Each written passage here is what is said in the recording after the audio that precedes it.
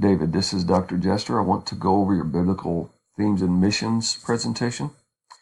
Your colors and backgrounds are great, provide good color contrast. You do have a graphic here, and toward the end there's another one here. Those are good.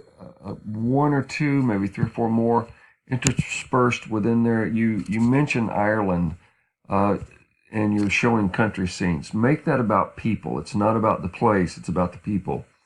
So throw a couple of pictures in there about a city street where you see people driving down the road or walking down the street, something that communicates what your focus is on. So you did mention that you're going to be training people to go on a trip to Ireland. That's good.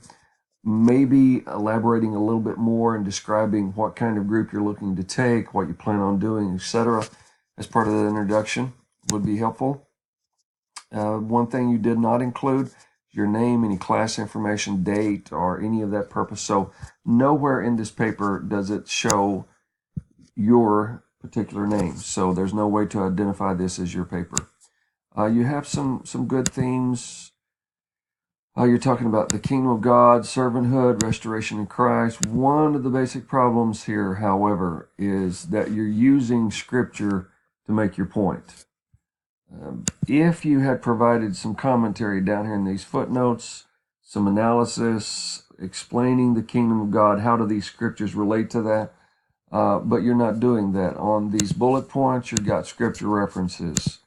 Bullet points, you've got a quote here. Notice what I have said.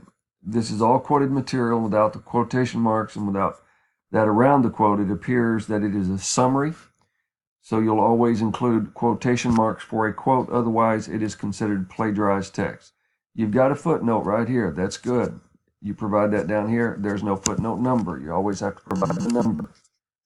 So you got to have a 1 and a period as the number that corresponds to this. But because there's not a quotation mark here at the beginning of that quote, and here at the end of that quote, that's actually considered plagiarism. So you have to do it correctly. Make sure that anytime you do that, anytime you quote from a source, you have the quotation marks around the actual words of the source. Again, you've got another one. There should be quotation marks right here, and again, right here. Then going further down, again, you've got scripture references that you're letting the Bible do your speaking for you, and that's perfectly fine, except when it becomes what's predominantly being said about your themes. One more thing that I want to mention here, these are not endnotes. These are part of your bibliography. So with an endnote, you've already provided footnotes. You did that back right here. That's a footnote. So endnotes and footnotes are the same thing, only the footnotes at the bottom of the page where you cite the source. An endnote would be where you take the citation and place it at the end, numbered 1, 2, 3, etc. So this is actually your bibliography. Now, here's where we have a problem. The majority of this material is about 50% you and about 50% of quotations.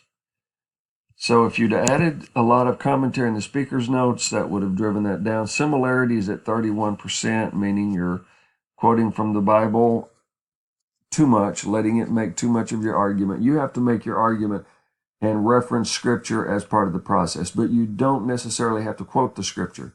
You just say the Bible says that the kingdom of God is come in power, but you don't have to go out here and quote a scripture that talks about the power of God. For example, God's going to send us out empowered by the Spirit to be his witnesses, but you don't have to quote Acts 1 and 8 to make that same point. You can place Acts 1 and 8 in parentheses.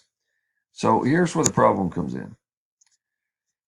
So your similarity report said 31%. I noticed all those quotations and I received a warning. There's a little white box that pops up here for me in Turnitin that says quotation percentage is over 30%. At that point, I select this filter. I deselect exclude quotes. I apply the changes, and that brings me to this 44% margin. Typically, anything over 30% always requires a revision. For this first go round, I'm being somewhat lenient up to 40%, but anything over 40% is going to necessitate a revision. So that's what we're going to have you do on this. How do we rectify that? One thing I would suggest you go through, and where you quoted extensively from Scripture, just place the Scripture verse and some of your own commentary on how that is significant to your topic. For example, right here, the majority of this page, a little over half, are Scripture quotations. So what you could do is just show how Christ models servanthood. In Hebrews 9:4, Jesus offered himself to save us. In 1 Samuel 12:24, I'm not sure how that refers to servanthood. You said, how can we draw servanthood from the Scripture? Fearing the Lord and serve him faithfully. That's us serving him. Okay, that works. So you could just say something like, serve the Lord faithfully with all of your heart. You don't have to quote the whole verse.